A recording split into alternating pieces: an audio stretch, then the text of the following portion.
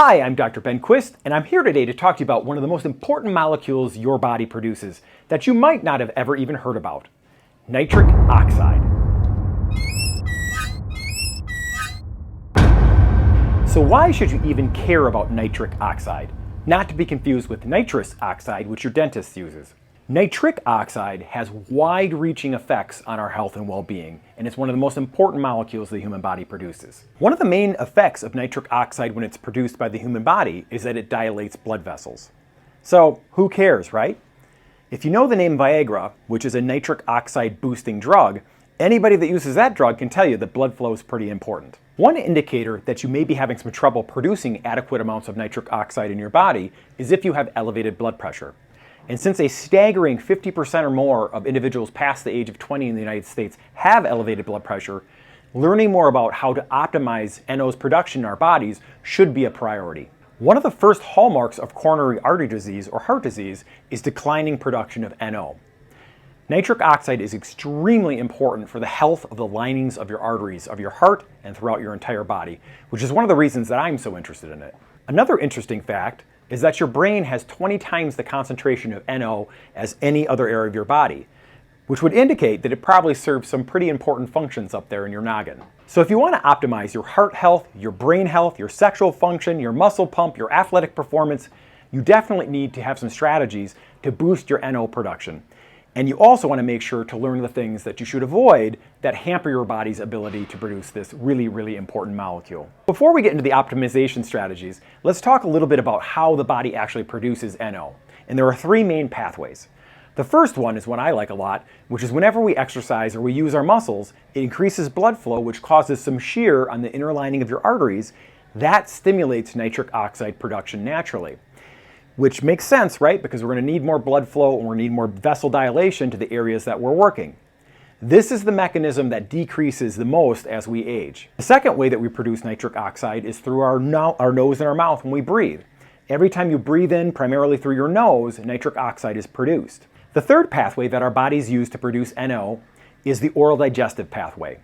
When we eat certain foods, especially things like dark leafy greens or beets, and we chew those foods, they interact with the anaerobic bacteria in the grooves of our tongue, and then when we swallow, we have NO production that goes through that pathway as well. And that's actually how I personally became interested in NO production. I read many authors that said that you should never blend your greens in your smoothie and drink them, that you should always chew your greens. And they're right, you should, because if you don't do that, you're avoiding that whole pathway or you're definitely not optimizing it. Now that you're hopefully convinced that NO production is important to you and your body, let's get into the fun stuff. What can we do to preserve its production and even boost it a little bit?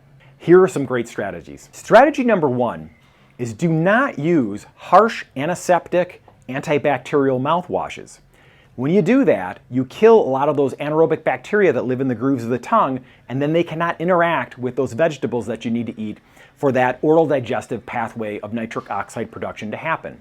So choose non-harsh mouthwashes if you're going to use them, or avoid mouthwash altogether, if you can. Second strategy is to actually eat those vegetables that upregulate NO production. And you can simply Google which vegetables do that and get a full list. Sometimes I get asked the question, can't I just take a supplement like super greens or athletic greens and get all those benefits just from doing that? And similar to not blending your greens, this is even worse. When you take the greens and you powder them and you desiccate them and you turn them into a highly processed supplement like this, it is very unlikely that you are getting any NO production from utilizing something like that. So the answer is no, you actually need to eat the vegetables. The third strategy is to make sure that you're getting enough antioxidants. When you produce NO, that NO can get used up by free radicals in your body as well. So if you have a high level of antioxidants flowing through the system, that's going to be helpful for the NO to do its real job and not interact with all these free radicals instead. The fourth strategy is to exercise. One of the reasons that exercise is one of the best longevity extending, health span extending things you possibly can do is because it has that effect on the body. As we said before, when you exercise, blood starts to flow at a higher force rate, which activates NO production throughout the body, which is extremely healthy. One of the many myriad of benefits that you get from exercising. I personally recommend to my patients and clients that they exercise a minimum of 30 minutes a day and that they vary their types of exercise.